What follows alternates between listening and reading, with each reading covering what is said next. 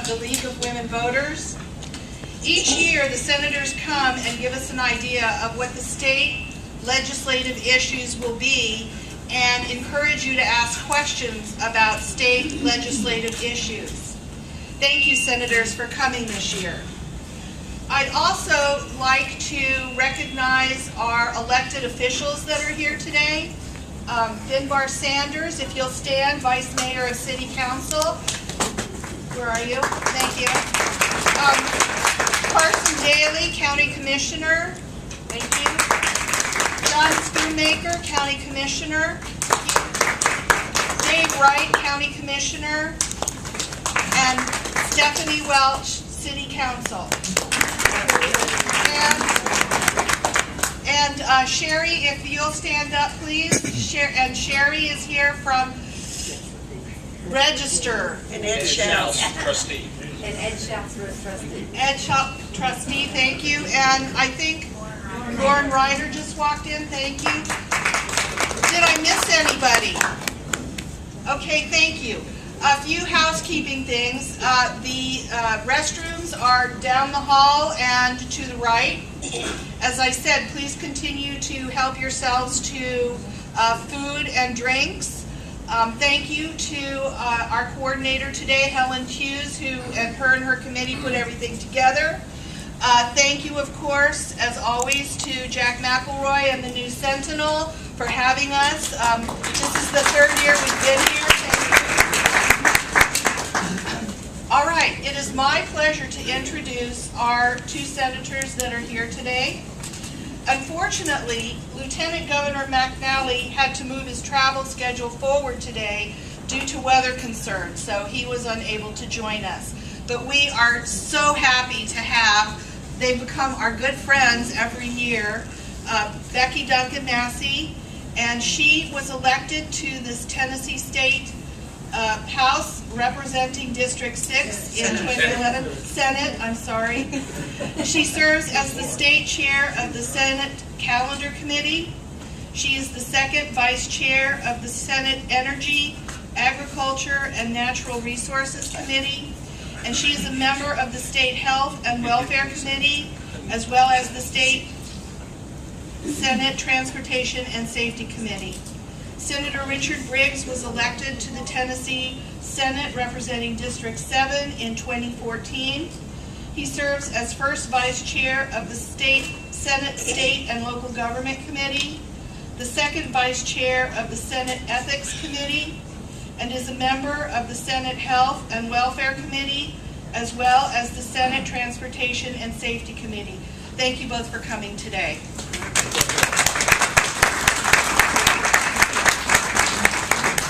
So the way we do this is very casual. We ask each of the senators to talk about the issues that they think will be coming up in the state legislature this year. And then we invite our public citizens here to come up and ask questions. This time we have a microphone so everybody can hear you. We ask that you be mindful of everybody wanting to talk, so we don't have extended conversations between one person and a senator. So please keep that in mind as you get up to talk. So without further ado, I'm going to ask our senators to go ahead and talk. Thank you so much. Thank you, and thank you for having us here today. It's always been a great interaction to come each year. I think this is my 6th year attending this, so I haven't missed since I was elected, and it is always fun and enjoyable. You know, and it's good, and it's always good, respectful dialogue, which is so important nowadays, as some of the dialogue between people and differing opinions and different things have digressed, as I've said, and to kind of shouting or yelling or even cussing people out, and that's not limited to one side of an issue. It's come from all sides. And I said a quick story. I had some students from Bearden High School down there this year, and there was some of that yelling going on a little bit. And I said, "Did you ever know that you could yell at somebody and get them to agree with what you want them to agree with, and they go, no. And I said, please don't ever start. I said, it's so important to have that respectful dialogue, because even, I tell folks I don't even always agree with myself, so it's okay to disagree, but we should always be able to sit down with each other and have good conversation. So that's just my lecture for the day. But I think this session, it should be a little quicker than it was last year. Last year we had the transportation infrastructure package, which kept us there a little longer. I think some of the things that we'll be looking at a little bit deeper is, we'll still be continuing to look at the opioid epidemic, looking at mental health issues and treatment, and juvenile justice reform. The revenue is slowing down a little bit, so there's going to be less discretionary revenue to look at ways to spend it. And as we did a nursing forum here this morning, so we're just warmed up actually, but I said, when you're looking, the budget really is the only thing that we really have to do. And when you're looking at what to fund, you're not looking between good and bad. You're looking between good and good.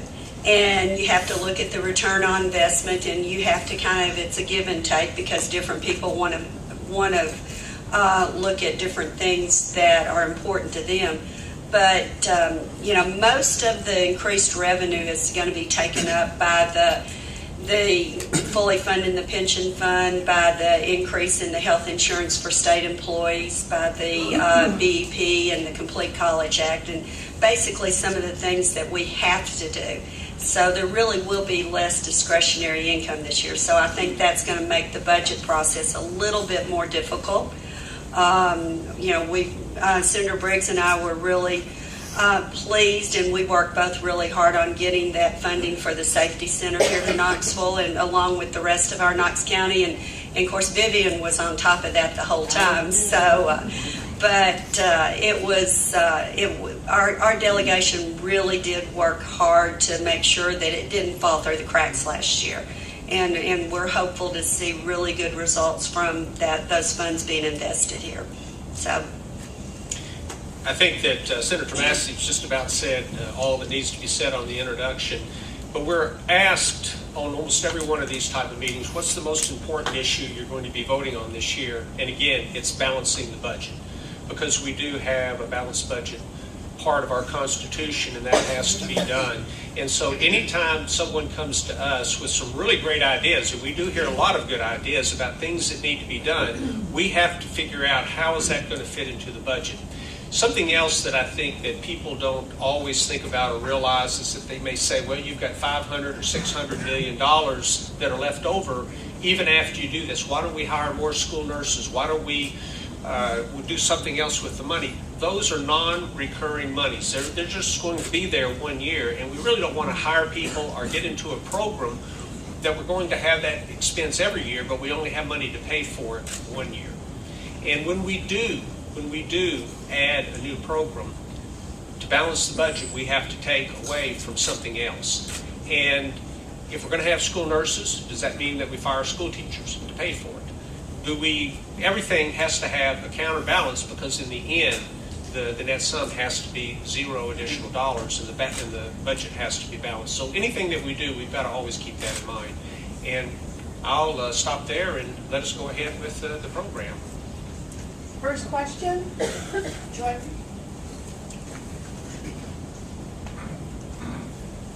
Hi, thanks both for being here. Appreciate it. And you guys are always wonderful to come and do this for us. Oops. My question is, what bills are each of you planning to sponsor this year? And if you could talk a little bit about them and their importance and why you're sponsoring them, that would be great. Thank you. I'll go ahead first. This is an election year, which means it's going to be a shorter session.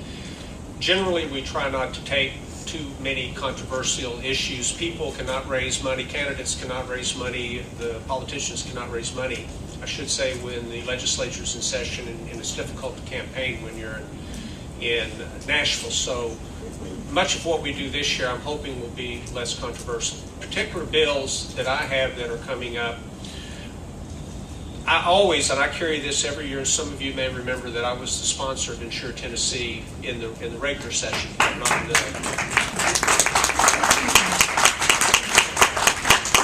but we're still going to have to address the issue of access to care for the people that don't have insurance.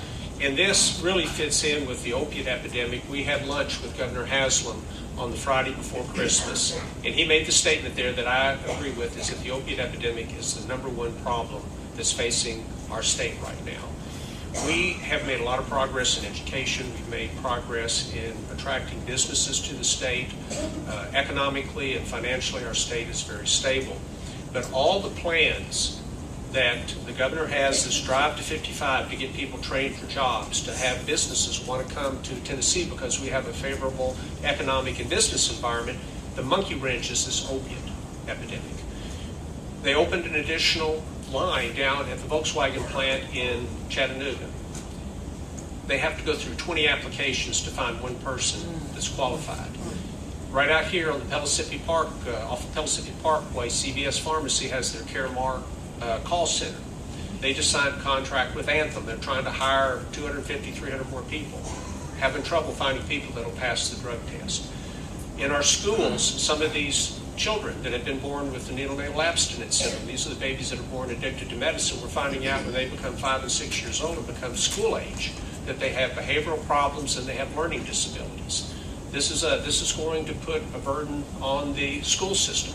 We're finding that these addicted mothers, their children they're losing parental rights. The children are being taken away. Our children protective services and our foster care services are being overwhelmed with these children. So almost every aspect, from economic development to jobs to education to how we're spending our money, is being affected. Crime in the state, 90-95% is related to the drugs. So some of the bills that I have, one deals with a retail crime bill because that's financing a lot of it. People that the people that are addicted to drugs, and we actually have organized crime gangs that are coming into Knoxville. They're shoplifting, taking it back without a receipt, getting gift cards, take them to pawn shops, getting so much money on the so many dollars on the total value of the car, and that is financing much of the drug trade in Tennessee. Knox County has the highest per capita retail theft dollars of anywhere in the country. And the impact on Tennessee is around $200 million is being stolen, which is the tax losses to the state are between 14 and 25 million. We could do a lot with that. And that's one of the bills I have. I have other bills that deal with, again, we're looking at what we can do on expanding the Medicaid, and it's even more important today because we're going to have to treat some of these addicts so we can get them back into the workforce. And we're going to be looking at that again this time. So there's other bills I could go on that deal with the health care that I'm looking at. I'm very concerned. We just had the 11th hospital in rural Tennessee that closed this week. We now have more hospitals that have closed than any other state. Texas, we're tied with Texas that has, what do they have, 6 times our population. But access to rural health care is a real issue. But I'll stop right there and I'll let Senator Massey talk about some of her. Well, I said, I think the common perception is that as legislators, we stay up late at night and just dream up bills. And that usually is the furthest thing from the truth. I mean, it's, for the most part, it's people like you and people that live in our district that live and work here and work in the different fields that come to you and say, hey, this is a problem. Can you help fix it? And there's really very few pieces of legislation that really are major, significant policy, big picture policy, things like Insure Tennessee was, or the transportation package last year. A lot of times it's updating state code to enter the 21st century. There's things that, have sat on the books and, used to, I carried one time where it said that, before you had to mail a report in to TBI, and so we updated it so you could email it So a lot of times it's cleanup pieces of legislation. I carried a bill last year on American Sign Language, making it, so it was acceptable as a foreign language credit for high schoolers. Well, there's still a problem with the state colleges accepting it, and so we're going to do a little cleanup of that this year. But probably one of the things that I'm going to be working on most, and it's actually not a new piece of legislation, but I passed it last year, was, well, actually I didn't pass it last year. We got the lieutenant governor and the speaker to appoint a special task force looking at disability services across all fields, across the realm.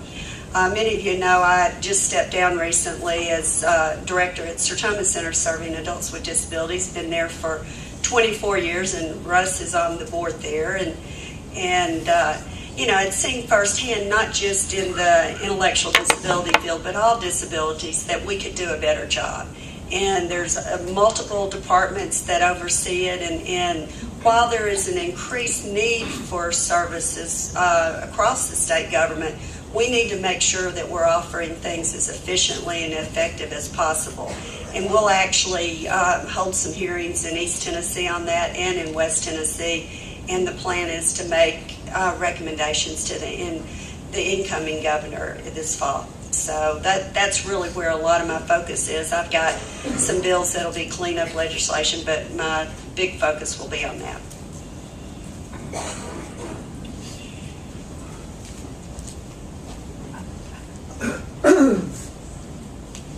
It's not a forum without Mr. Stewart asking us a question.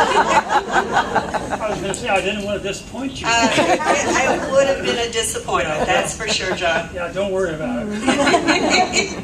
No, healthcare remains, in my mind anyway, the number one shortfall that the legislature has been involved in recent memory. It was the leading issue in the Virginia elections. It is the number one issue nationally. And so it still remains an enormous issue. There's going to be a lot of activity opening day. The Tennessee Justice Center, the Tennessee Healthcare Campaign are going to make an effort to remind the legislators that the issue is still there. And so, one way or another, I think we've really got to, and both of you have been leaders on that, so we can't complain with you guys. Senator Briggs in particular has been a pillar of strength. And so, do you have any further thoughts about how we go on health care? And let me just say, a brief commercial, just very brief. If anybody wants to go to Nashville on Tuesday, talk to me, because we'll get you there. All right? I'm very serious about that. So, that's such an important issue that I really wanted to just underscore it. Thank you very much for bringing that up. And obviously, the health care is a passion of mine. And I do want to give credit to Senator Massey. When we had the special session in 2015, there were only 4 of the senators that voted for it. The first time. The first time. Yes. The first time. And Senator Massey and Senator Massey was one of the 4 that voted for it the first time too. So she deserves plenty of credit for It was interesting that the other 3 were all first-time members. They had never sat in a committee meeting, and so they were sitting beside me, and they're going, "Becky, just tell us what to do. Tell us what to say. If we need to talk longer, if we need to talk shorter, if we need to..." And a lot of people don't realize those same folks actually were able to bring it back around and back to the Senate Health Committee a second time. And it actually passed out of our committee the second time. So we're one of the few that voted for it and voted for it twice. And actually, there were some things where we could have probably gotten it a little further had the campaign been a little bit different, more grassroots, more, people's stories. But, and I think the second go round, we really saw a little bit more of that. But it was an interesting process, one we'll never forget. Yeah, that was my first day in the legislature, was sitting on the committee dealing with the Insure Tennessee, and so that was a good experience. To get back to John's question, is I was on the phone about 2 hours yesterday speaking with one of the lobbyists who actually represents the hospital associations about bringing the same bill up that Representative Eddie Smith and I had last year. And I will say Representative Smith was masterful in the way he worked that thing all the way through the House. We had it through the House. We would have had it through the Senate, and then for various reasons, it had to die. Or it didn't have to, but it died. But I talked with him, and what we need to do, we need to make this a bigger issue than just health care for the uninsured and access to health care. The lobbyist is going to speak with the Tennessee Chamber of Commerce because they realize we have to have a healthy workforce. This opiate crisis will really drive a lot of it. There's another very powerful lobby up there is the National Federation of Independent Businesses. These are your small businesses. He's going to speak with them because this affects them. If you're a home builder and you're out here and you have people who are doped up on OxyContin or something coming to work, first of all, they get hurt, and then you've got to pay their workers' compensation. And secondly, the work can be shoddy. And third, you may not even be able to find anybody that's able to come to work. We have the lowest employment in the history of the state right now. So this... unemployment, the lowest unemployment. Yeah, thank goodness. We take care of each other. My wife always say, now be sure you sit next to Becky because you need a little adult supervision. I serve as mom for the Knox That's right. County It's not just me, delegation, but she's mom for all of us. But we have the lowest unemployment rate in the history of the state, which means it's very important if we're going to recruit more businesses into the state that we have a workforce that's able to go to work. And that's part of the reason this expansion is important because we've really done a good job, I think, of taking some of the pills off the street. We've closed about 2/3 of the pill mills in the state, so the clinics that are still open as pain clinics are really pretty legitimate. We're doing things also to reduce the number of pills that your doctor will give you for acute pain. You don't need, if you get a tooth pulled, you don't need 3 months supply of hydrocodones. And there's other things we're doing, but we need to start looking at the people that are on the drugs right now, on the painkillers, and it's not all their fault because many of those were they're taking the medicines in good faith because their doctors told them to, but now they're hooked. And we need the dollars for rehabilitation. We need the dollars to look for alternate treatments for the people. Maybe they need physical therapy rather than being put on OxyContin. So that's something that we need. That's another reason we need to expand Medicaid so we can pull down those dollars. The first thing I said when we started this is that we have to balance the budget. And one thing about Insure Tennessee and one thing about the plan that we have to bring more people into health care through the expansion of Medicaid and other programs is it's not going to cost the taxpayer anything. It's not going to be taking dollars from education. It's not going to be taking dollars from our highways. It's coming from the money that we've sent to the federal government to get our money back that our Tennessee taxpayers has paid. In addition, the Hospital Association has said they will self-tax themselves. We call it a 6% assessment. That pays for the part that the state would need as a match. So this does not cost the taxpayers anything, and we just need to do it. And we're looking at a way to bring in more than just the healthcare hospitals, the doctors, the nurses who all supported this in the past.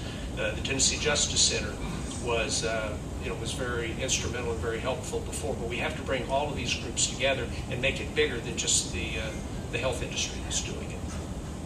And the only other thing that I would add, because like I say, he's our resident expert here, but is that, I attended a conference this summer and I listened to the head of CMS, and they are actually open to creative waivers, the submission by states of some creative waivers, as opposed to in the past they had pretty hard guardrails there with what the states could submit and that they would even consider approving. So I think there are some options there that maybe haven't been there in the past for us to look at going forward.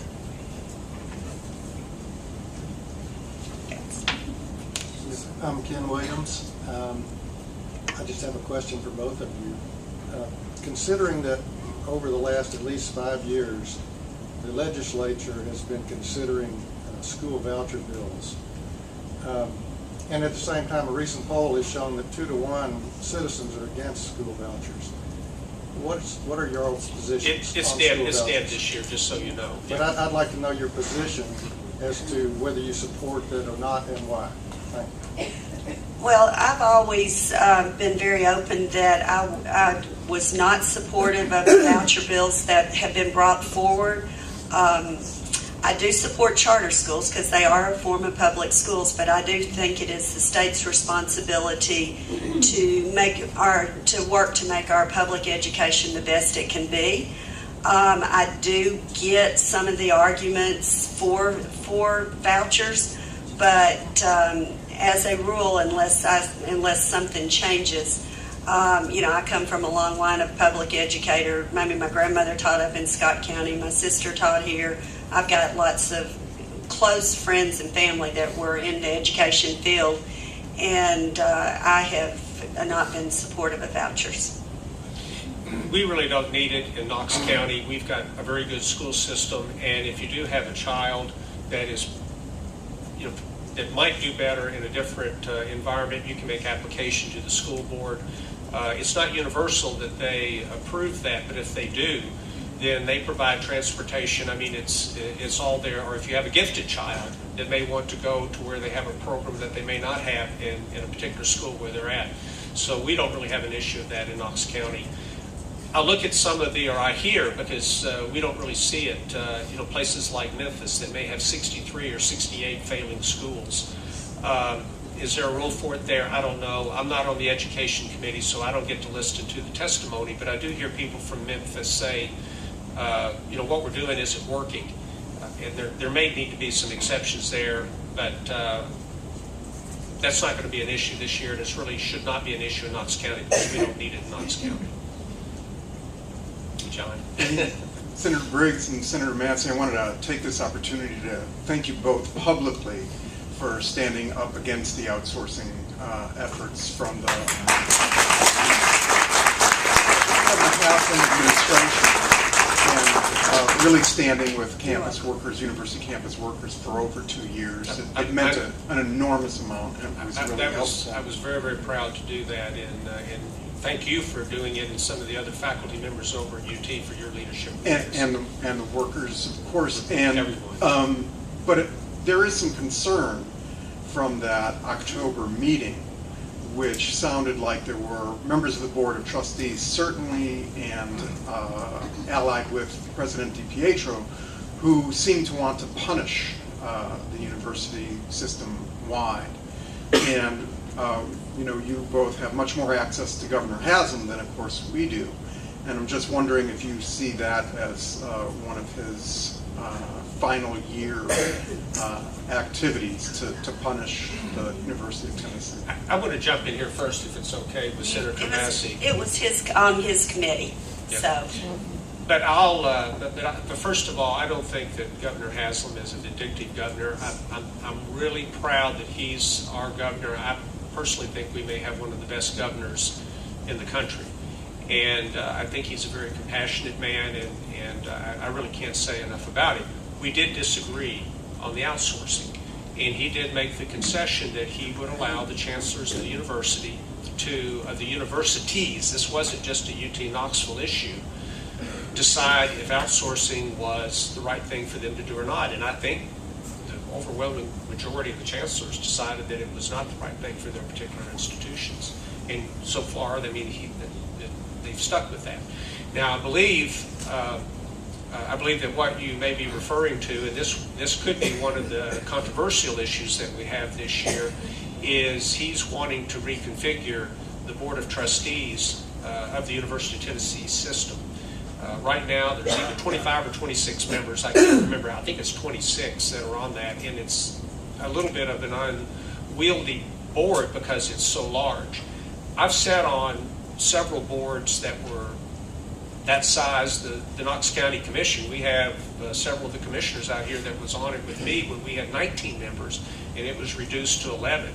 And I remember the 2:00 a.m. meetings, and now we have time. If it starts at 2 and we have zonings at 5, we may have time to go get dinner before we before the zoning starts, and it used to be 12-hour meetings.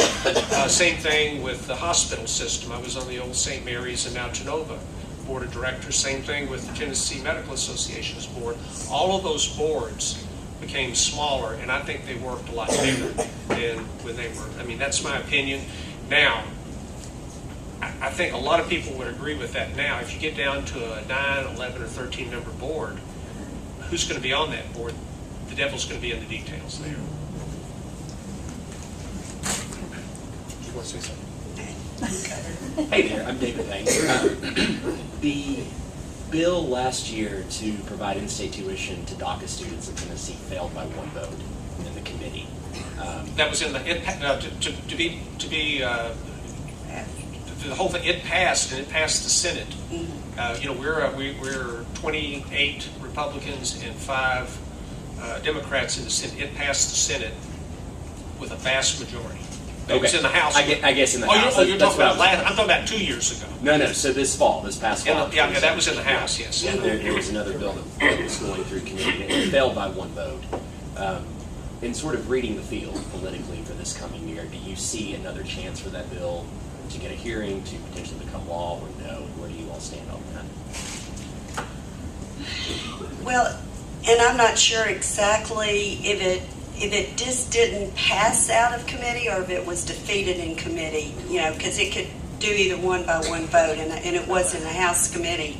So if it just wasn't defeated, it could still be brought back up this year, because this is the second year of the 110th General Assembly, so that legislation still lives. If it was defeated, it really can't be brought back up this year.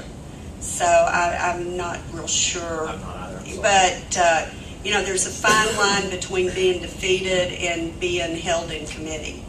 It has to take, in the Senate, there's 9 on every committee except Finance, and it takes 5 votes to get out of committee.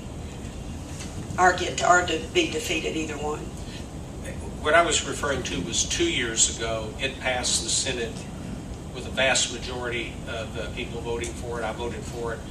Over in the House, it looked as if it was going to pass easy, and a couple of members who were sure votes were out doing TV interviews and not in there to vote, and it failed by one vote. It was just literally a crying shame that happened, because they thought the people that were out there on the TV cameras thought that it was going to pass by 7, 8, 10 votes, and it became closer, and then it failed by one vote. But that's going to come up again. Senator Gardenhire from down in Chattanooga, he's a champion. He's been the champion. He's been the Senate sponsor for it. I talked with him. I'm trying to think where I ran into him. It's been since the middle of December, and he is waiting to see. I think he's still testing the waters this year in the state legislature, and some people are waiting to see what happens with the DACA bill in Congress, because if Congress does do something where these children really and truly now are legalized, I think it would have a much easier sailing. But I will say is that there's been some polls done by members of the Tennessee State Legislature, and there is a lot of opposition. It surprised a lot of us, where 80-85% of the people that they polled were against it, which I think got some people's attention. But I think that's an education process. I think if DACA can get through Congress where these kids are legalized, that would make it a lot easier.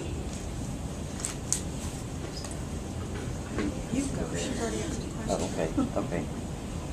We're going to spread the wealth here. Okay, sorry, and what, Could you talk louder, and then could you possibly repeat the question? They're not listening to that. is this loud enough?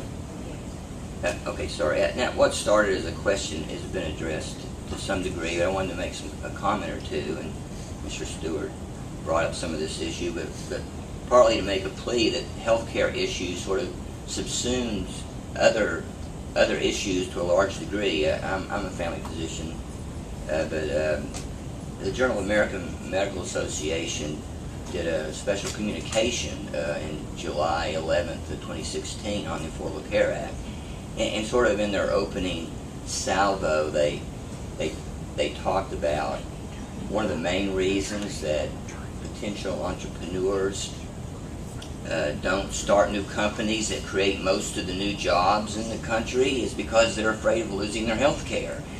The reason that people don't go back to school to better their lot on an individual basis, the biggest thing they can do, is because they're afraid of losing their health care. And Robert Wood Johnson Foundation said that this state stands to lose up to $22 billion by not accepting this Medicaid expansion. And we have good, by the Commonwealth Foundation now, since 2013, we have really good data comparing Kentucky, that did a good job of expanding their Medicaid program, compared to Tennessee, with dramatic differences in access and quality of care, ultimately, which will have huge cost savings. Sold. But anyway, also on this point with the epidemic and opioid issue is all related to this. With this Tennessee leading the nation now, like I said, tied with Texas for Surpassing. 11. It was 9 when I looked it up, at 11 hospital closures. This is directly a product of not accepting the Medicaid expansion, because they lose the disproportionate share general Medicare, Medicaid fund. They don't have the commensurate number of people getting access to keep these things in business. But a business is not going to go to a rural county that doesn't have a hospital. So again, it subsumes this issue. But this article, also, this was documented by the Bureau of Labor Statistics and the Federal Reserve, and their term they said was a rigorous comparison of Medicaid expansion states versus non-expansion states. So no negative consequences in employment in expansion states. So all the arguments that I've heard have all been about, oh, we can't afford it. When in fact, it is actually, if we could just wait a few years to see the results, it is the biggest, best thing that we could do to help not just the moral high ground, to help people, give them what is all other industrial nations in the world have done with universal health care or near universal health care. Only the United States doesn't have that for industrial nations. It's also the best thing we can do for our economy. So anyway. Thank you.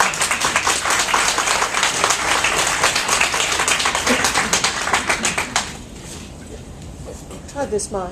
Try that mic. Okay. And then I'll set it up if it works better. I hate to break down the love fest, because most of the things you've been doing and that we talked about, I agree with. I know that will surprise you a bit.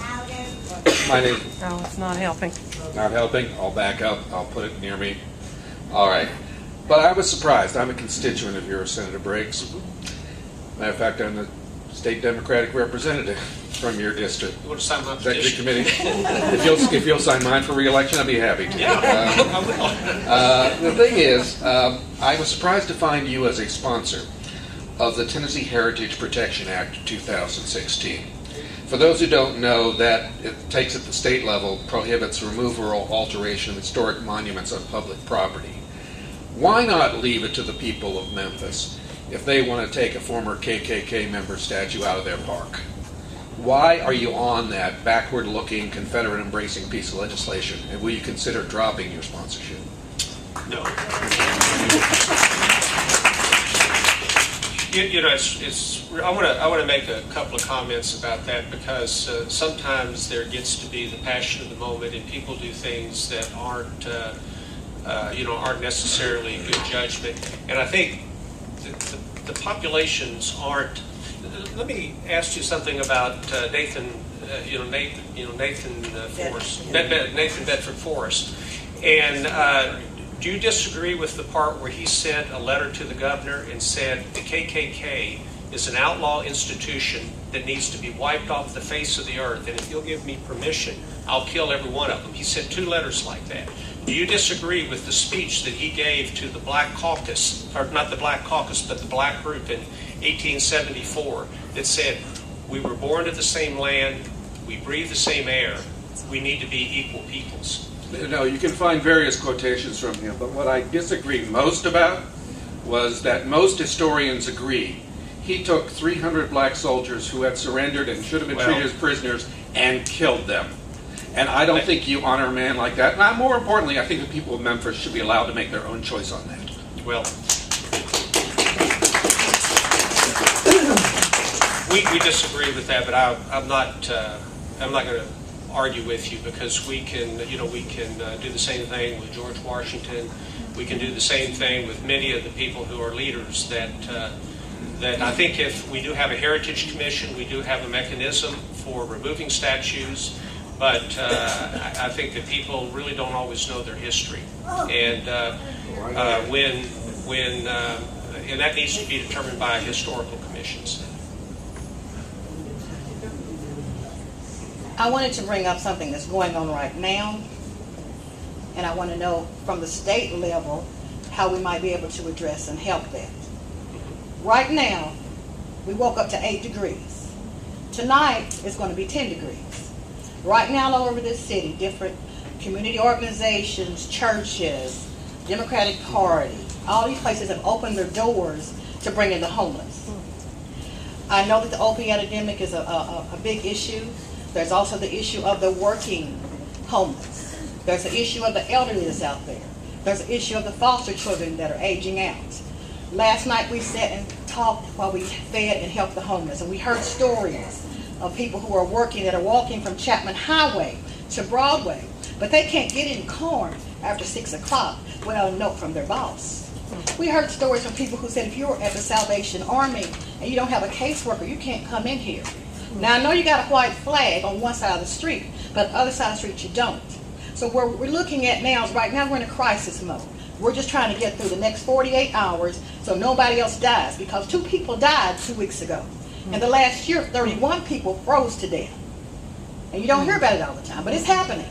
It's going on. People are dying. And we can't just all blame it and say they're all just addicts, and they're all just drug addicts, and they're all just alcoholics, because they're not. So my question is, going forward, once we get out of this crisis situation, not only on the state level, because we're going to city council and commission, on the city and commission level, we're going there. But on the state level, can we open, for example, during this time, is there a way to open up the state buildings? Is there a way to open up the schoolhouses? Is there any kind of way we can get some monies from the state level so that we help the homeless, not only for the crisis period that we're in, but let's get them outside of Carmen Salvation Army, because we don't have a mission here. A mission is when something happens and you say, come in here, lay down. We don't need your paper. We don't need your ID. We don't need your caseworker. So going forward from here on out, and we are going to press in, we need to know from the state and the local level, from the churches, all of us, how do we restore the people? Don't just move them from Broadway to the side of the street and at 5 o'clock send them back. How do we get housing? We need monies. We need affordable housing money. So I'm asking you guys on the state level, as we work from the top down, give us some ideas. How do we come to you? What are you going to help us do to help these people? Because you can feed a man for a day, but if you teach him to fish, you fed him for a lifetime. We need to help people. So I'm asking you guys, because I know you helped the safety center, so here we go. We're moving on, so tell me.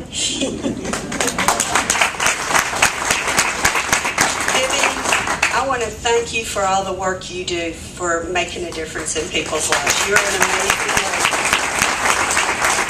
And you don't rest, and I appreciate you. And I was actually reading some of the things you were doing to help the folks out in the cold and everything.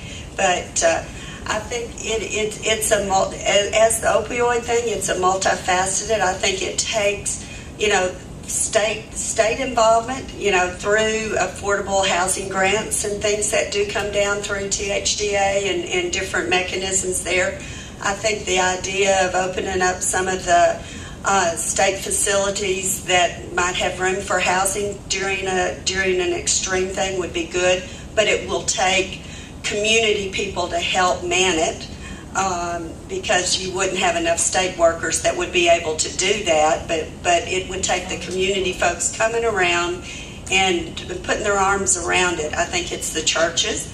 I think the city and county, we have both city and county elected officials in here today, and I think them looking at their resources. They oversee the county schools, but again, it would take volunteers to come in and man it.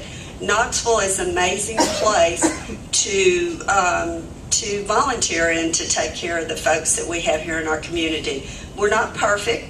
We need to educate people on what the needs are, And I think we need to all work. And if the shelter rules and the CARMs and the Salvation Army, they do a lot of good work, but obviously they're not perfect either. But when's the best time to work with them to try to change some of their policies is when there's not the crisis, and get to the folks that are on the board and that are running the organization and say, hey, can you look at, giving a little bit of leeway to your rules when it is an extreme situation, so we can work together to fix things. I mean, I'm one that if there's a problem, and a lot of times it takes working behind the scenes to get those problems solved, but I think if we all are aware of the problem, it's a lot easier to work at fixing them than when we're not aware of them. So thank you for continually advocating for things like this. I appreciate you. I want to make a comment because I think you are the perfect example, and my involvement with the Safety Center goes back a lot further than the state legislature. I mean, this goes back to 2008 because I was on the County Justice Committee, and I can't tell you how many lunches that we had at Chesapeake's that we paid for ourselves with the Attorney General at the time, the sheriff, and all these people to try to find something to do rather than sending the people to the Knox County Jail. That's the largest mental institution in East Tennessee, by the way. But I think this really needs to be from the ground up rather than from the top down. And what you did, to me, is almost the perfect situation where you knew what the problem was here. With other community leaders, local community leaders, you were able to come to the state legislature and said, we've done what we can, we've got a really good idea, but we do need some help. I'm talking about the Safety Center, where people go there rather than going to jail. And then we were able to help at that level. Because what's difficult is for me to know what the problems are in Clarksville, Tennessee, or what the problems are in Jackson, Tennessee. We need the local people, the local folks that said, this is what we know what the problem is. I'm talking about the local people. We know what needs to be done. Then bring it to us so we can help you do what you know needs to be done rather than us trying to make some blanket thing, well, this is the solution of, because we don't know. And thank you again for what you've done. I mean, when this thing comes to fruition, to me, it's been 10 years that I've been involved in this, and it has been a rough journey that we went down so many dead ends on. I mean, you've been there.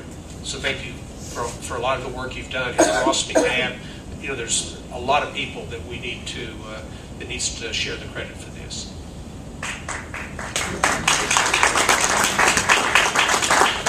Hello. Hi.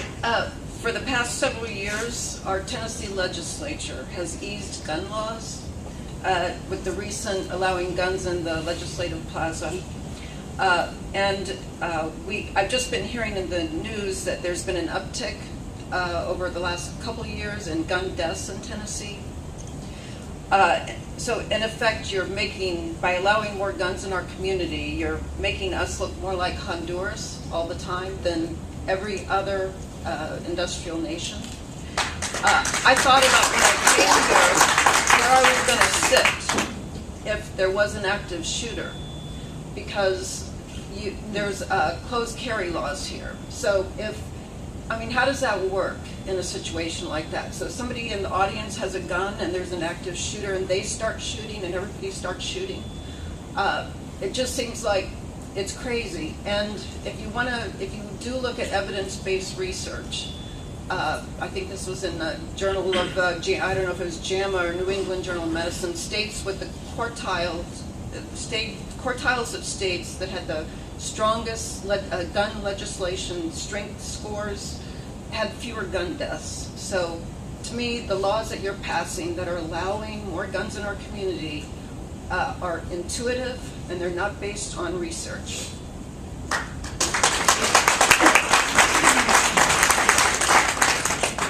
I'll let you do this one. You're more an expert on that. I've never shot a gun, so, I've had a lot of people shoot at me, really, seriously, from the military part. I'll comment on that, and I'll tell you, I want to be real skillful here and not really answer your question. And And people on both sides will show those statistics. I think you'd have a hard time persuading people that Chicago's strict gun laws are being very effective when they've had over 3,000 people shot this year. But I agree there is a problem, and I think there very well may be some madness. The laws that we have in Tennessee right now for the concealed carry have really worked very well. I went and spoke with the Commissioner of Homeland Security. That's the department that is Tennessee State Police, and actually was in the meeting.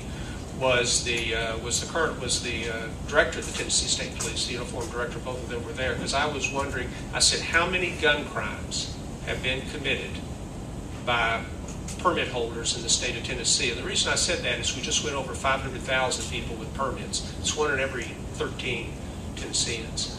And they looked at each other and they said, we'll have to research that, but we don't believe there's been any. So the system that we go through for people to be permitted to carry a gun, where they go to an 8-hour course, they have background checks, they have to renew their permits ever so often, where they redo the background checks, has worked pretty well. I'll tell you what my concern is that we're going to start messing with that. Where by messing with it, I mean either easing what we're doing right now. I mean, I think that's working pretty well.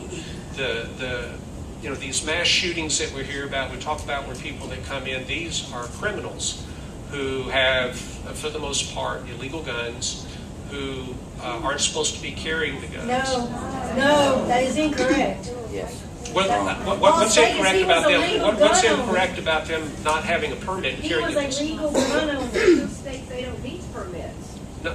What now? In some of those states, they don't need a permit to carry them. Well, I can't do anything about things in other states.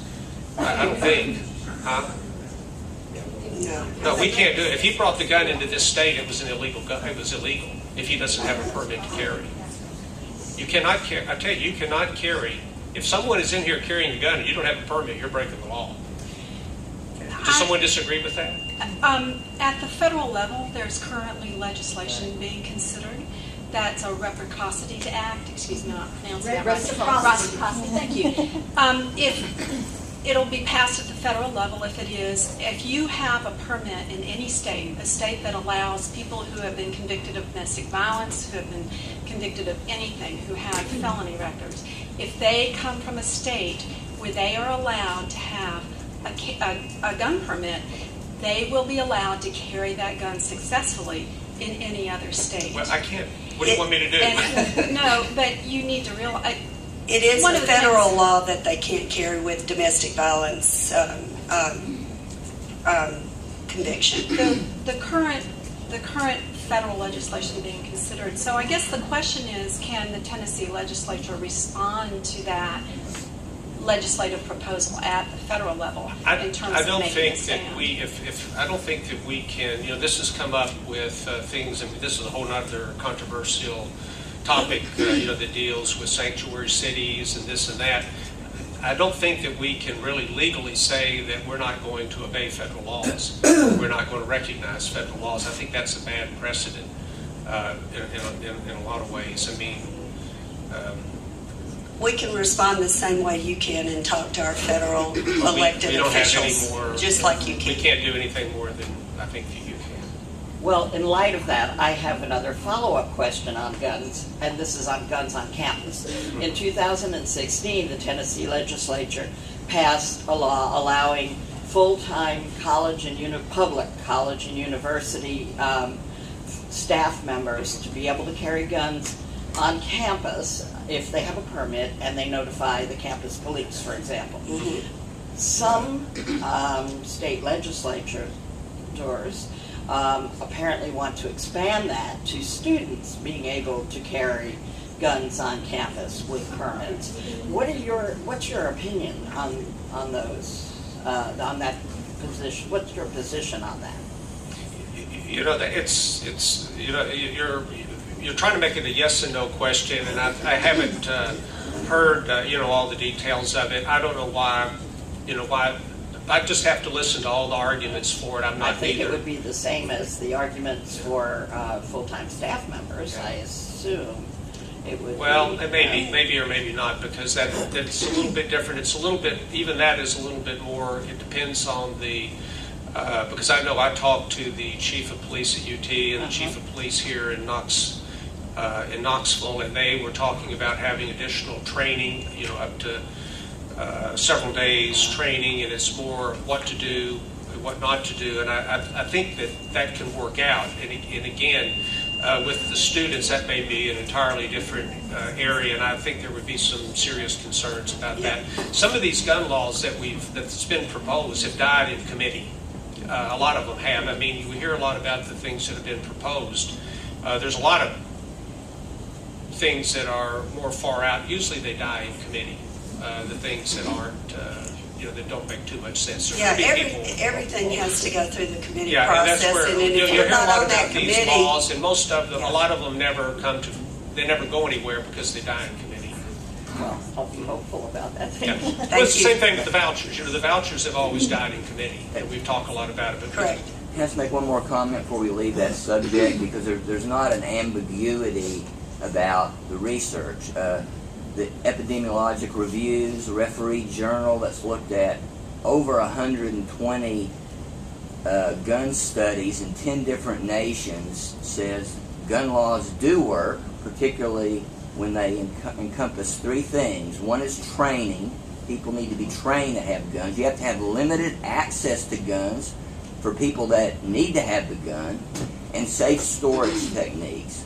And the research study you referred to is in Journal of Internal Medicine. It's called JAMA Internal Medicine, but it looked at a legislative strength law. So just in the United States now, 0 to 26 rating. They looked all across the board. There's only 300 gun laws in the United States, no matter what anybody tells you, less than 300.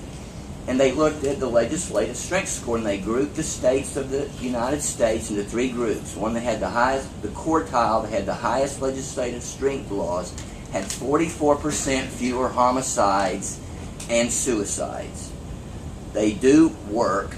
There's not an ambiguity. We've had more gun-related deaths in the United States than we have in all the wars of our history since about 1970.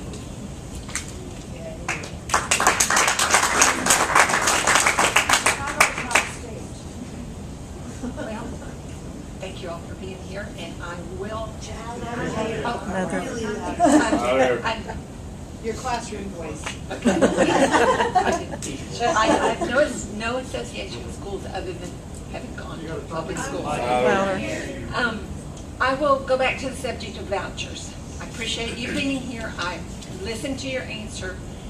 And my question about vouchers is not at the Knox County level. It's at the state level. And it's not about an election year. It's about what happens after an election year, because I understand nobody wants to touch a hot topic when they're trying to raise money for their campaign. So what I would like to know is, once the election's over, when the voucher bills get renamed and repurposed, do you support vouchers and charters? And Ms. Massey, you said you support charters. Research has shown that both vouchers and charters are not good for a community or a state. And I believe in our state, the vast majority of citizens oppose them. So my question is, why do you support them? And Senator Briggs, you sponsored State Bill 115. I'm sure you can explain it to the folks. Well, you have to tell me what it is. Okay. I will tell you. I've had 200. It allows families with children with special needs to basically opt out of public schools and sign away their rights to the services that public schools provide. We've seen through research and history that families usually end up on the short end of services when they do that. Do you still support that, and why? So I guess what I really want to know is, if you support vouchers and charters, own up to it and tell us why. Thank you. Okay, just to repeat her question, because they've asked us to repeat, and I'll just shorten it. But basically, what is our opinion on vouchers and charters, whether it's an election year or not? And what is the opinion on Senator Briggs and the special education vouchers? And what the question was, I said I do not support vouchers in the forms that I've seen it in. I'm a proponent of public education. The reason I do support charters, and my kids went all the way through public education here and graduated from West High School and the whole 9 yards. But the reason I support charter schools, if the local school boards decide that that's what they want to do, is they are controlled by public education and by tax dollars and they are a form of public education. And there are some places that the charter schools have done a good job, but it's like anything, there's good and bad charter schools and there's good and bad regular schools. But sometimes we have to think outside the box, and what might be good for you might not be good for me.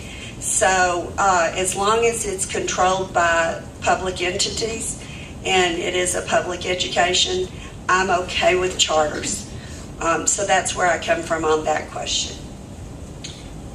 I'll address that. I was not the primary sponsor on that, but I did sign on.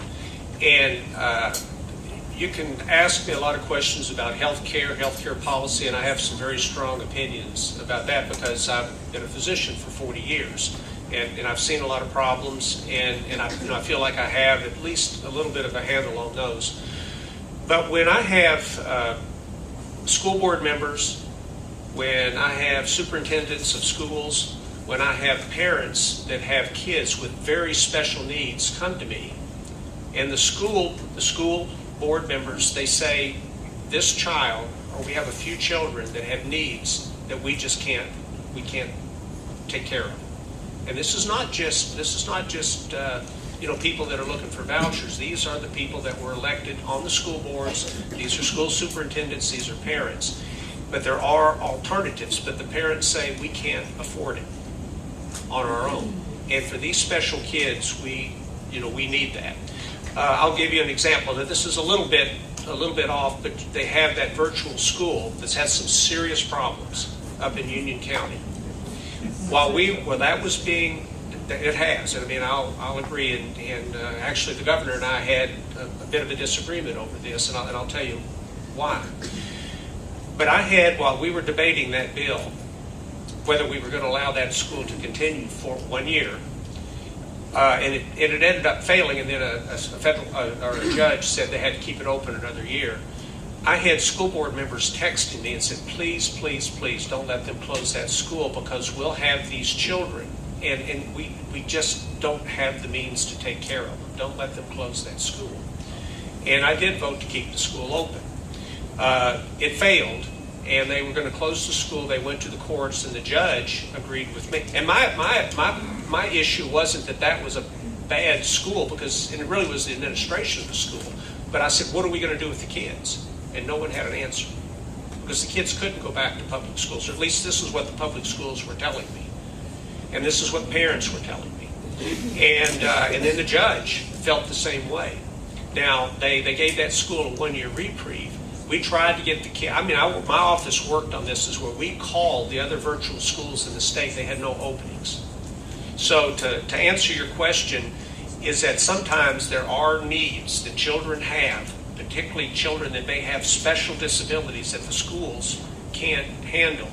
And in those limited circumstances, we needed to have an opportunity or an option for them. The bill you're talking about talks about, sorry.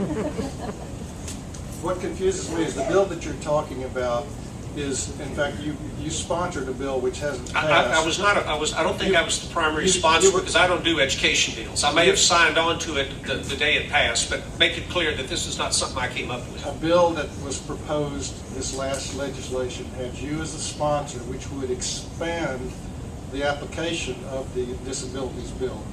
The point about that bill, which is disturbing, is it requires that the parents sign away their rights of their children under the Individuals with Disabilities Education Act. The problem that you're talking about is when these children have problems in their schools, the schools often do not have the resources that are required under IDEA. That's because of funding. So it sounds like the bill's main reason is to get them out of the schools because of funding. The parents need to understand their rights and stand up for their rights under the law to get the requirements under IDEA, in my opinion. And so I would think we need to really reconsider that law. Thank you. Thank you. But yeah, and I think that's, I think this is a good example because a lot of these bills are bills that we don't think of, but they're brought to me by the Board of Education, they're brought to me by parents. Usually the parents don't bring bills because they don't have the capability of writing up the legal language. But these are brought by by school boards where their attorneys have written these up, and they ask us to carry the bills. We put them for there. We have our it goes before the committees, and we do sponsored. I had 52 bills last year, and quite frankly, if that was one that I was out there advocating for, I don't even remember doing it, which is maybe serious sometimes. But if I was the prime sponsor on it, I forgot because I don't even remember presenting the bill. Because I don't think I even had an education bill last year. Maybe I did, but I'd have to go back and look. I take your word for it, but that's what happens when we have a lot of bills. Next.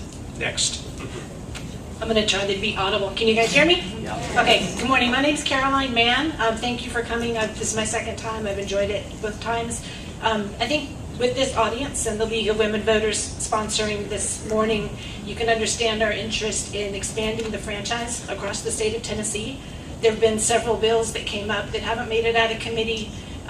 Also, thanks for the online voter registration, which was pretty exciting. Yes, and went into effect. Yes.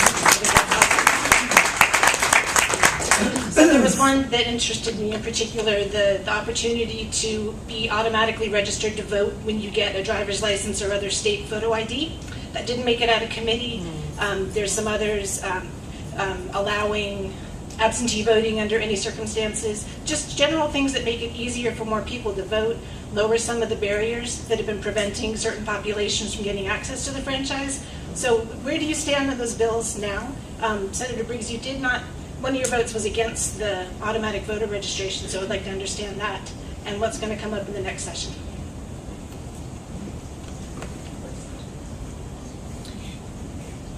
I'll go ahead and answer. I don't mind. Go ahead. She asked you. Yeah. I still have 6, so I'm kind of fuzzy today anyway, so I'll let him take it.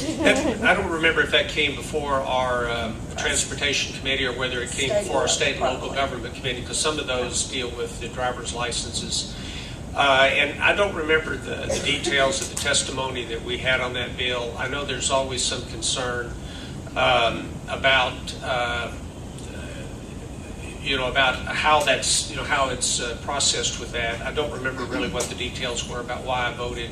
One of the things you have to remember is that sometimes people will come here and say, yes or no, why did you do this? Some people sometimes don't remember. We listen to hours of testimony. We may have 3 or 4 witnesses for. We may have witnesses against. For instance, no one's brought it up yet, is on marijuana. We had probably 15 to 20 hours of testimony on that, and sometimes the people or the bills that are brought to us, there were still problems with the bill. We may send the bill back saying it's not ready yet. This needs to be corrected, and that may have been the case.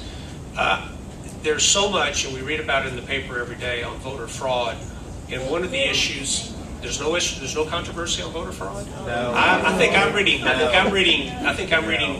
hearing different things. There's no controversy. No one is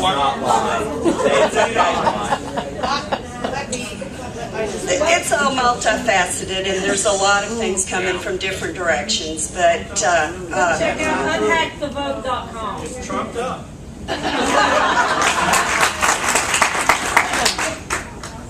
We work very closely with our election commission here, and I have to tell you, we have been out at the polls, we work at the polls, and I believe that the Knox County election committee has done an exceptional job. So in our particular circumstance, I would tell you that I am absolutely confident in their ability to make sure that the voting is clean and legal.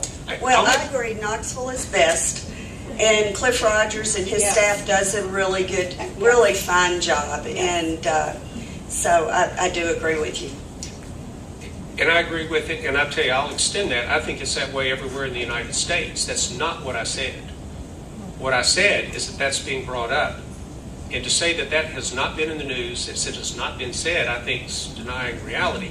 So what we have to do is when we register people to vote, we just have to be sure that it's an ironclad defensible. We do a great job in Knox County, and I think we just need to put to rest these, what I think are unjustified objections that people have been brought up. And like I said, I don't think it's been in Knox County that's done a good job. I think it's that way all over the country. But to say that no one's ever brought it up, I think is incorrect. So when the bills come up again, or when they make it out of committee, what are their chances?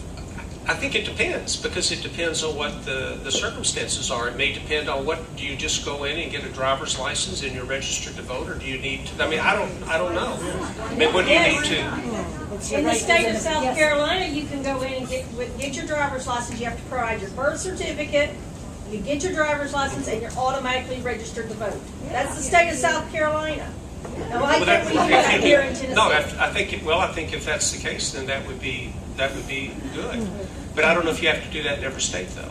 And I don't know if that's what the bill did. The bill, I'll have to ask you, since you know, did the bill say you have to bring your birth certificate? Do you have to be a citizen to get a driver's license? No, that's not. There's people that think that we need to, on the undocumented workers, that we need to give them driver's licenses. They look different. Huh? Non-citizen, they look different. Driver's license don't look the same. And as of this summer, the under 21 driver's license are going to be vertical in Tennessee. That was a piece of legislation I passed. We were only about 5 states that didn't have that, and it'll make it easier. It'll make it harder for an underage person to obtain alcohol. Not impossible. There's fake IDs and things like that, but I carried that. It took me a couple of years because of the fiscal note, so it had to go into effect when they renewed their contract. But that'll be starting this summer, so those will look different too. Hello, and I also want to thank you so much for continuing to interact with your constituents, even though we are sometimes emotional. As long as it's respectfully emotional, I'm good. My question's a little different. As a citizen, I like to give my input into bills and policies the state is looking at. And you've mentioned a few times that the experts are in the committees, and that the real work of the legislature it goes on in your committees. And I've quite often heard if something gets through a committee, it has a really good chance of being passed because you trust the expertise of the people dealing with it. So as a citizen, if my legislator is not on that committee, what is the best way for me to give input into the committee process? There's a couple of ways. You can still contact your members, and you can actually email the members on that committee and just say, I understand that, we live in Knox County and we don't have a Knox County member on this committee, but that I did want to pass on my thoughts on it. People realize, you talk about lobbyists and how powerful lobbyists are and everything. I tell you, you all are the most powerful lobbyists here in this room and our constituents. We are home more than we're not. We're a citizen legislature. So we're, of course I tell people it's a part-time job with full-time responsibilities, but, you see people in the grocery store, you see them at church, you see them at ball games, you see them at functions, and I guarantee you people talk to you regardless of where you are about things that are important to you. The lobbyists down in Nashville are when things are going fast and furious, they're usually a subject matter expert at that particular time. But you do listen more to the people from your hometown. And it doesn't matter, like say, if they live in his district or my district, we don't pay any attention to that. But I encourage people to write or call, email. Try not to cut and paste. Try not to send this huge thing because, you know, when you're getting a ton of things all at once, you're going to go to the cut to the chase. But just say, hey, I support or I oppose Bill 110 about, because I don't remember numbers either. And this is the one reason why it's important to me. And here's my phone number. I live in Knoxville. Call me if you have any questions. Those are good things to know. And then an off session, if you're a part of something that you think it'd be important for us to come see, invite us over. I mean, we'll come visit with you. I mean, we meet with people all the time, and we like to learn more about our community and do deeper dives that you can't do during legislative sessions. So, but there's ways to have input, but it is going to go through the committees. We work as a delegation to try to make sure we've got most of the committees covered. It doesn't always happen just because of our expertise, but we try to get. We look at it as a Knoxville and the Knoxville surrounding area delegations to make sure we're kind of spread out a little bit.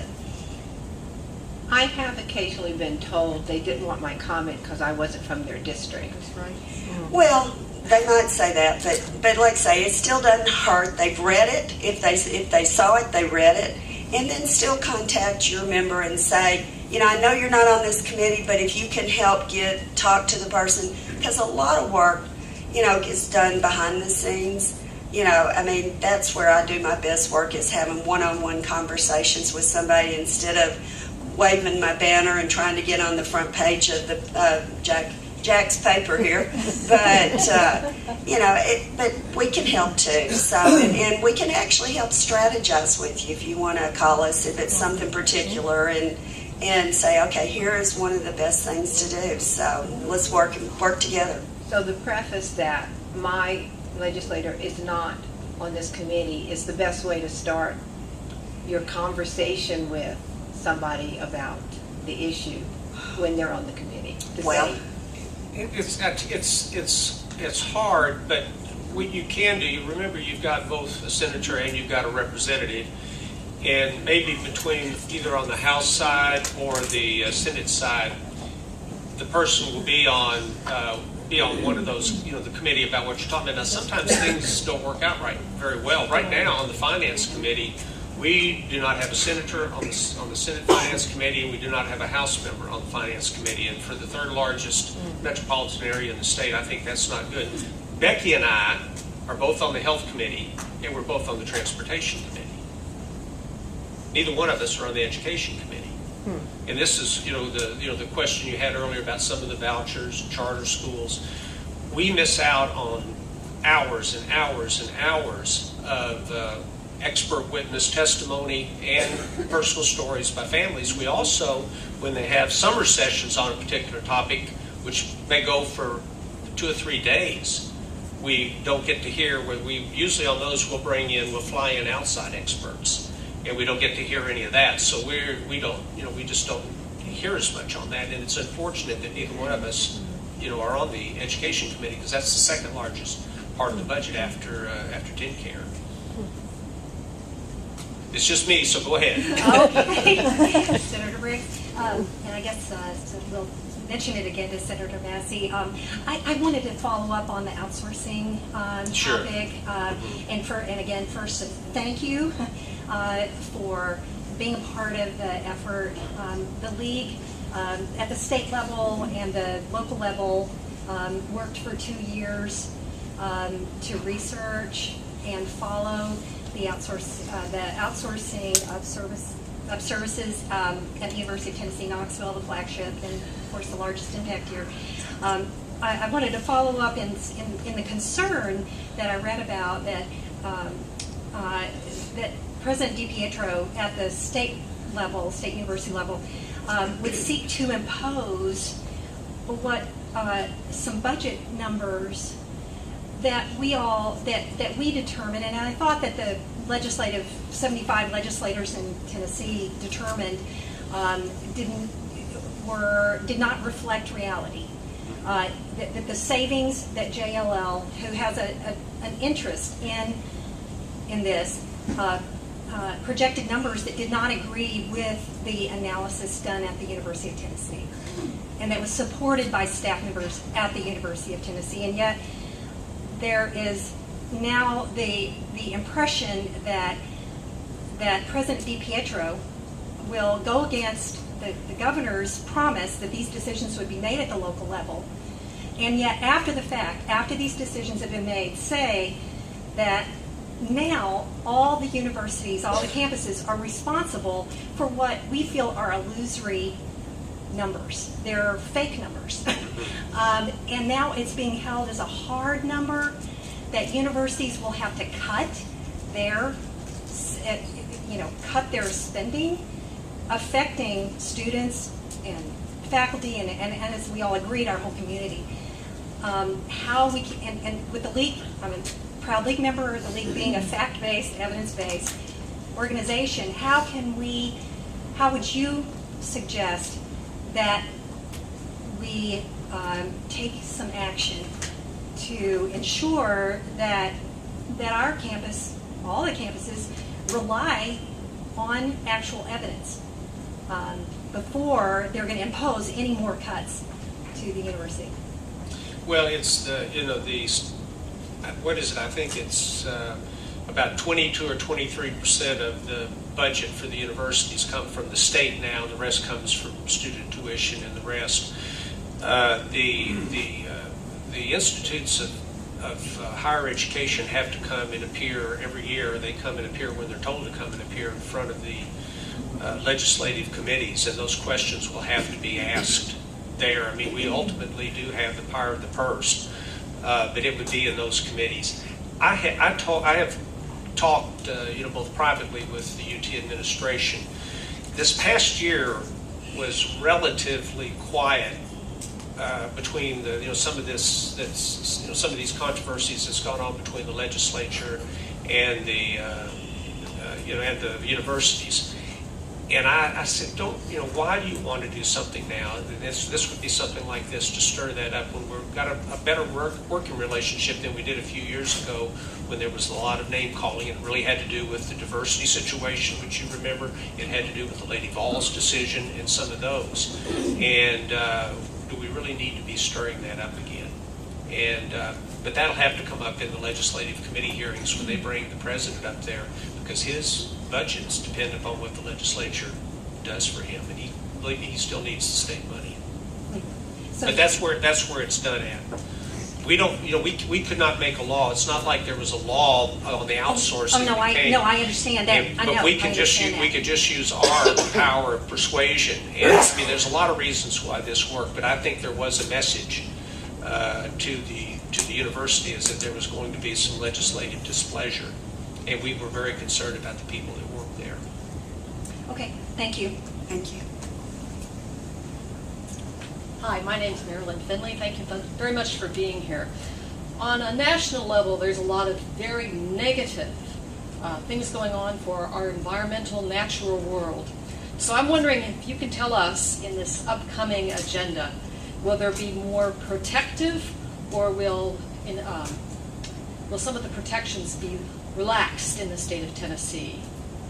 I don't see any major changes in that either way next year. Okay. Would you agree, sir? I'm not. I'm on the committee that it would go before, but that's not my area of expertise. So, but I don't see anything major coming through that I've heard of at this point. Now, 2 or 3 weeks from now, there may be something somebody files that I didn't have a clue was going to be popping up. But sure. I don't see it when we get a kind of a legislative forecast that our caucus office puts together for us, and there was nothing on that there that I see coming up. Thank you. Hello. Hello. My name's Carmen Smith, and I've just got a question for you going back to the opioid epidemic. In 1997, my mother fell at work and hurt her back. Precedingly, years later, through neglect of failure of the workman's comp system, she has now had like 10 major surgeries and has a gallon-sized bag of pain medicines that she's on a regular basis. Consequently, she is very much an addict and unfortunately still has a driver's license. My husband has recently been diagnosed with cancer, and he is now currently getting prescription medications for that. With that being said, a lot of people do get addicted to these opioids because of pain that they experience through accidents of some form. Is there anything on the agenda about the medical marijuana to help ease some of this that is more helpful to help ease their pain and not as addictive as these current opioids that's being prescribed? There is going to be, and I'm going to answer this because I was on the marijuana task force. This, the joint Medical committee, marijuana. Medical marijuana. I'm not sure there's a difference, but I was on this. And we had 3 different days of 8 hours a day. So we had around 25 hours. We had people coming in from all over the country. There will be a bill this year that's sponsored by Senator Dirksen and Senator Faison on the marijuana. We'll have to see how it goes. All right, thank you, sir.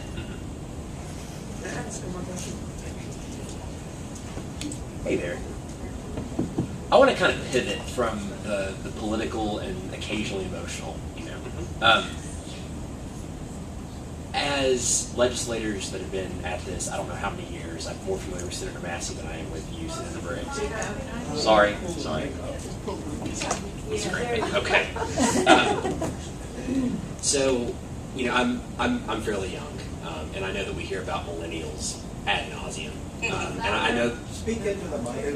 Yeah. Right. Okay. We hear about millennials constantly. We hear about millennials and about younger people and how sort of apathetic they are. They don't vote. They don't care. But for me, that's indicative of something more problematic because a lot of that is in fact true. And what that means long term is that we're going to have people that are, responsible for looking out, looking over government, exercising oversight over government. They're not as invested in what that government is doing. What are the consequences of that, in your opinion? What do you see as that happening? And within the context of Tennessee, what do you see as sort of this? What do you see in terms of the reality of this sort of cultural gulf between younger people and people that are in the legislature, people that are in these positions to write policy and things that are older? I mean, not to be offensive, but you all are older on average because this has been your life's work, and you've had to move through the ranks and advance and get promoted and be elected. What are your thoughts on that? I mean, do you foresee something good ultimately? Do you foresee something bad? Do you see a better way to engage younger people in government? Do you want to engage younger people in government? What are your thoughts on that? Well, I think it's bad when a lot of people are not involved in different ways.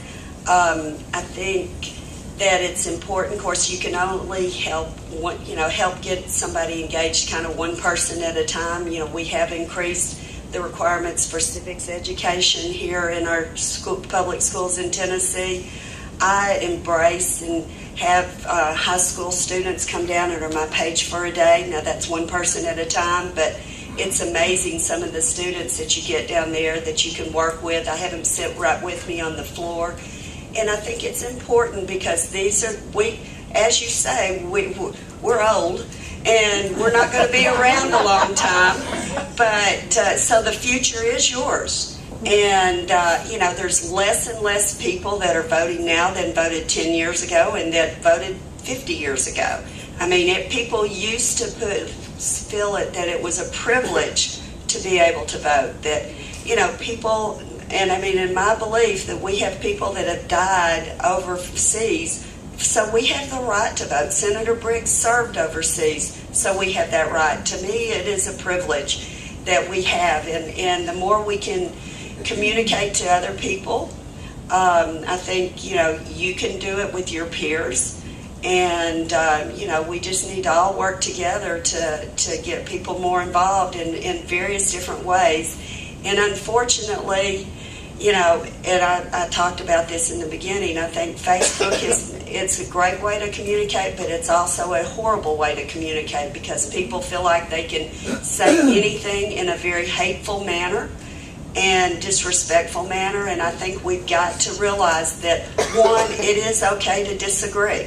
I mean, that's what makes our country great, is to have the differing opinions, because they always say in legislation, if there's no disagreement on it and it all goes through with just one thought process, it's probably not as always a good a piece of legislation.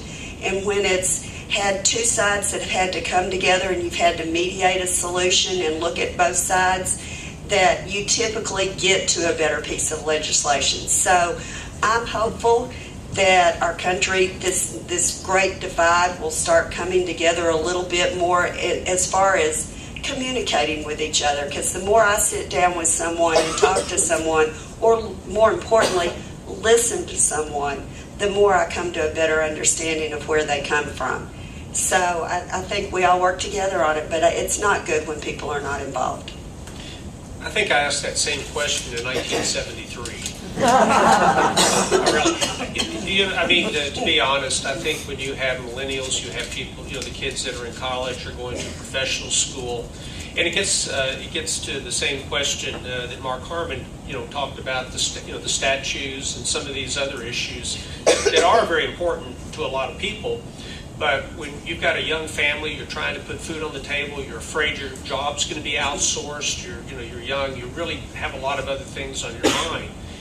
And you really don't understand at that point how important the politics are. I think as you get older, you're then concerned about your health care, you're concerned about, you get out of school, you're concerned about your job, you're concerned about better businesses coming into the community so you can get a higher paying job, you're concerned about retirement, health benefits that go along with it. Then you start to become more involved. And I think we'll see the millennials become more involved as they get older. And it's the same problem that we're having with the newspapers, is that too much of the information that we have today is coming across Facebook and these other sources, where to me always, and it still is, one of the pleasures when I get up in the morning is a cup of coffee and reading the News Sentinel. But newspapers all over the country are struggling right now, and I know we had some layoffs at the News Sentinel, I guess it was about a year ago or so,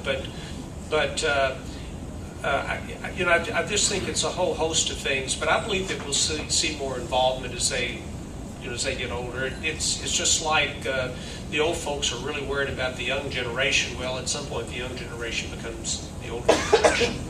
And you know what, they do pretty well. I mean, from my time in the military, I'm just so optimistic about the future of the country when I see these young people that have gone out there, and we talk about the greatest generation being my father, who fought and was wounded in Germany in 1944 and 1945.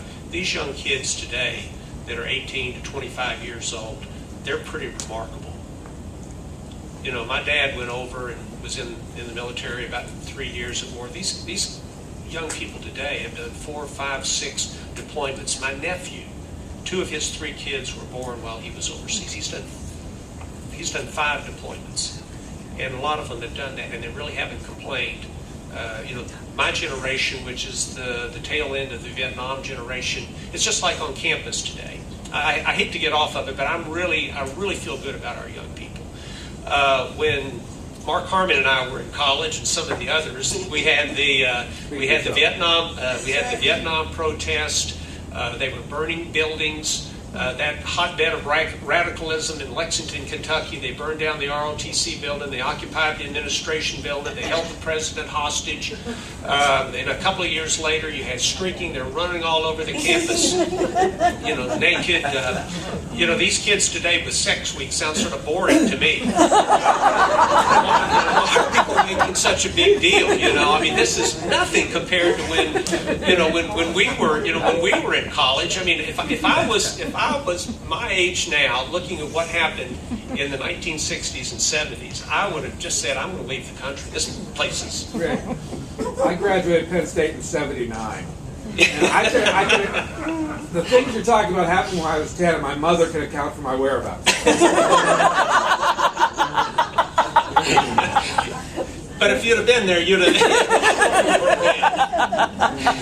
But these kids today over here, I don't see anybody burning any buildings down at UT. I don't see them occupying and holding the president hostage. They're not running around the campus streaking naked. We've been at war for I don't know how long. These are good kids. I have a lot more faith in our future with them than I do in my generation, quite frankly. Maybe that's it. Thank you. I'm going to double dip here, and I'm going to ask two questions. The first is, as you know, our state legislature has a history of imposing restrictions on access to abortion. Fortunately, 2 out of the 3 restrictions that were passed a few years ago have now been declared illegal, although I don't know if the state has taken them off the books yet. And I think, last I heard, we're awaiting a decision from the Attorney General.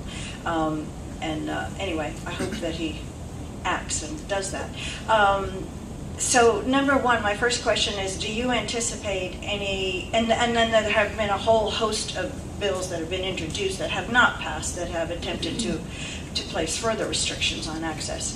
Do you anticipate anything coming down the pike on that issue in this session? And my other question, which is very different, is that our state prison system is largely privatized. I know at least one of you up there agrees with me that that is not a good system. They're understaffed, they're not safe.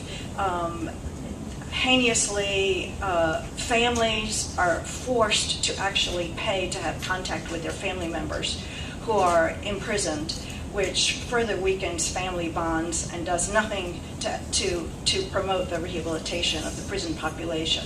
So do you see the legislature being willing to deal with this issue this session or any time in the future? So abortion and privatization of prisons, and thank you very much.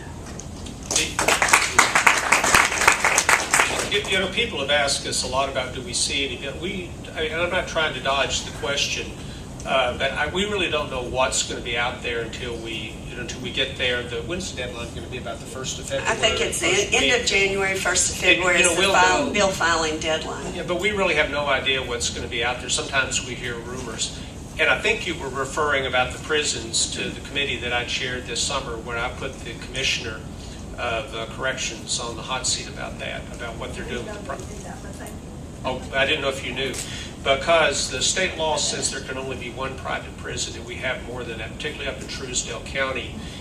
And I didn't think, they said it was legal, but it certainly wasn't in the spirit of the law, is in collaboration with the Truesdale County government, they went to a private prison and they built a private prison there. The state can contract with counties, we do it right here in Knox County, to house some of the state prisoners. Well, then what they basically did, they went to Truesdale that wasn't even using the prison and contracted with them to put state prisoners there. That's how they got around the law. Yeah, any of these hearings that we've had, we've got a great website through the General Assembly that you can go look back at any of the hearings, whether they've happened in the past or whether they're happening that day. And it's very accessible. And if you need any help figuring it out, you can call our offices and we can walk you through it. But we've got a pretty good system so people can keep up with what's going on. And actually, I think our state General Assembly website has won some national awards on the accessibility of it. So, and you can get down even if we're listening to 6 or 7 bills in a particular hearing, you can even click on it and just hear the discussion on that bill, which I go back and listen to that a lot. I think the prisons have had problems. We've had problems with how the feeding of the prisoners has occurred. That hasn't worked. The accounting was that we've had a lot of problems over there, and I agree with you. And that is being looked at very seriously by the legislature. We've And I think we're going to see some changes. What they're going to be, I don't know. Now, a lot of those have to be through the administrative, in other words, through the governor and through the commissioners. But I think they're getting the message that there's a lot of things that we're not real happy about. But that goes through state and That local, goes through- which Senator Briggs is on, and Yeah. Senator Yeager from Roane County chairs that committee. So, next, and I think we're just about through, I believe. So, I think we've already gone over a little bit, haven't we? Thought we were through at 1:30? No, two. Two? Okay. Can you hang on for just a second? I'm working on it. I tell you, I'm sorry I had to step out. I just had a coughing thing, so. Thank you guys for being here. Thanks for sticking around to answer a few more of our questions. I'm Sarah Walters. I'm actually a doctoral student at the University of Tennessee. So again, thanks for your vote on that outsourcing. One comment, one question. One comment, I think it might not be that well known that the state of Washington has benefited greatly from legalizing medical cannabis in terms of tax revenue. And I think if that's something that could happen to our state, if that goes through, that'd be fantastic. Not just for earning revenue for the state to put back into things like education and healthcare, but also to help people in need of something better and a better option. Question is actually relating to the heartbeat bill that got pushed back to the second half of the legislation. I was just wondering how you guys were planning on voting on that, or opinions and thoughts you had on that as well. I don't see it really going anywhere. What is the heartbeat bill? You'll have to help me. It's going to ban abortion after, I think, about 6 weeks when the heartbeat is. I think that's one of those you'll see not go anywhere. Okay, thank you. Hello again, thanks. I do have two questions. The first is Senate Bill 0883. It's the Long-Acting Birth Control Information Act. That apparently the House bill passed last year and the Senate bill's put on hold for this year. And the fiscal note is negligible on that. And I was wondering if you all, being in the Health Committee, would support that bill. And what it is, it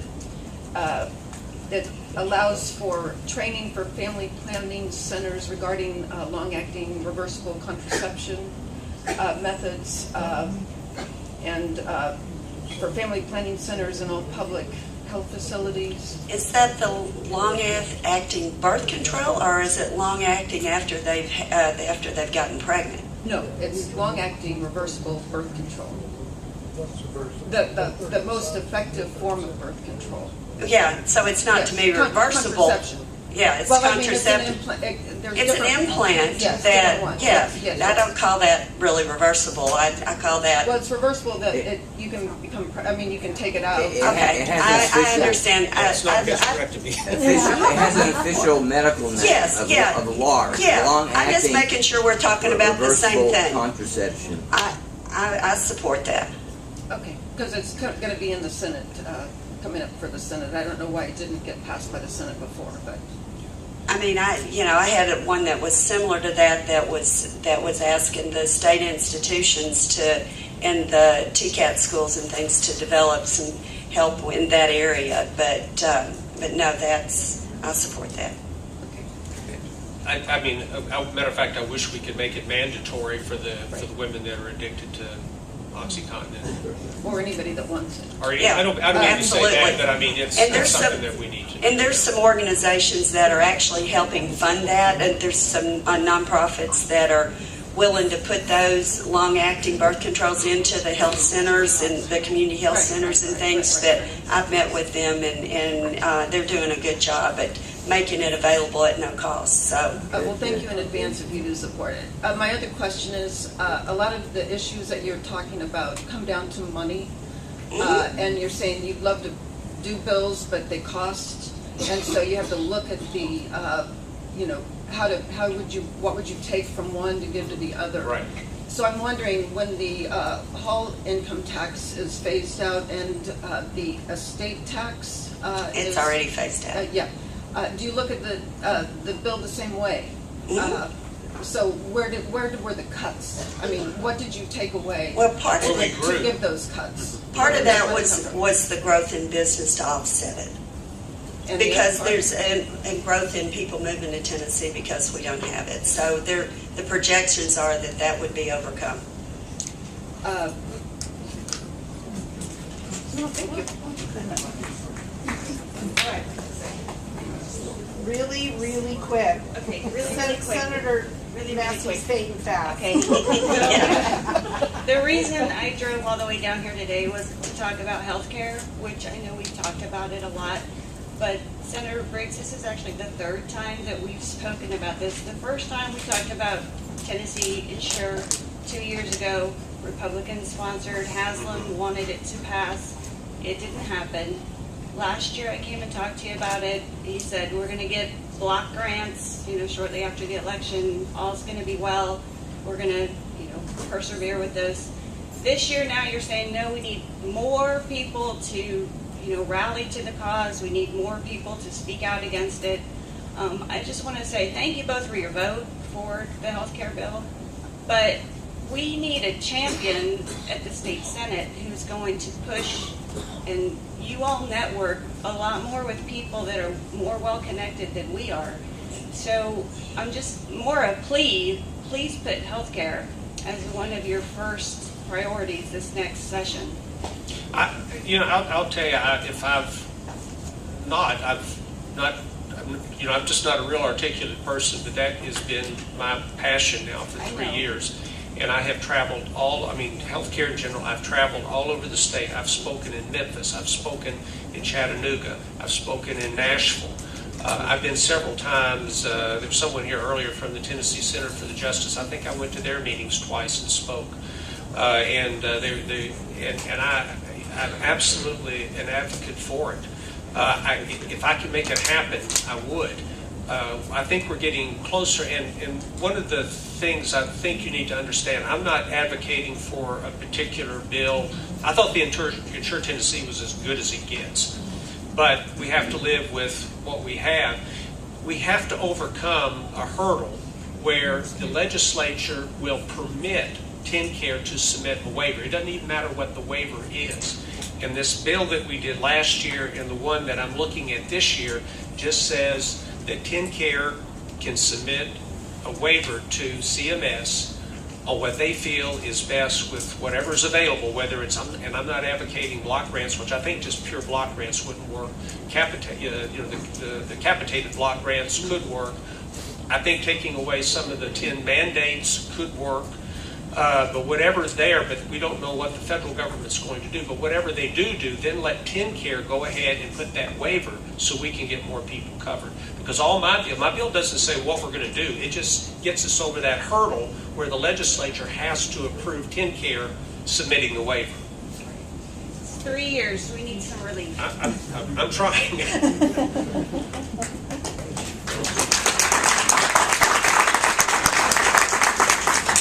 Thank you very, very much for coming. I always learn a lot, and we really appreciate that you're here. 3 things. Number 1, league members, please stay and help us clean up. Don't take your buttons off, because I don't want you sliding out the door. Jack would like to say a couple of words here.